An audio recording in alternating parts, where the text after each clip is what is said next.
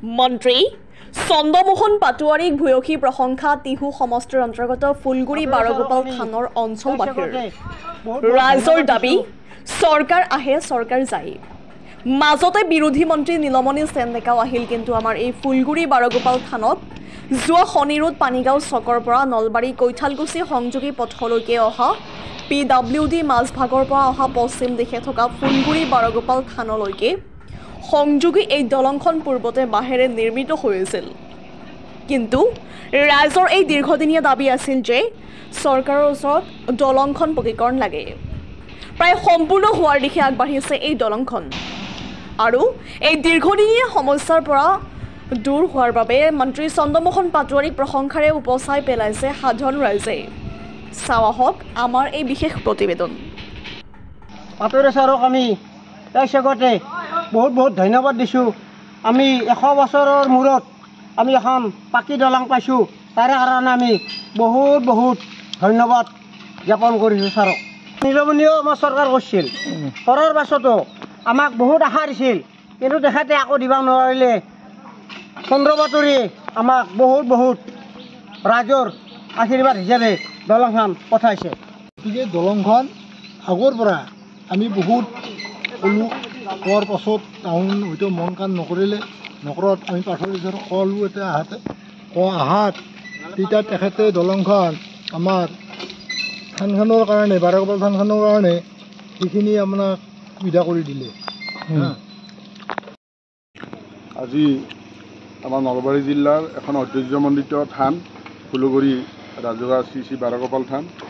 এই থানখনৰ সিপাৰে বালিজাৰ মোলাৰকুছি PWD সংযোগী পথ, গতিকে সেইফালেলৈকেও সংযোগ হ'ব, সেইফালেও আমাৰ ৰাস্তা ঘাট হ'বই।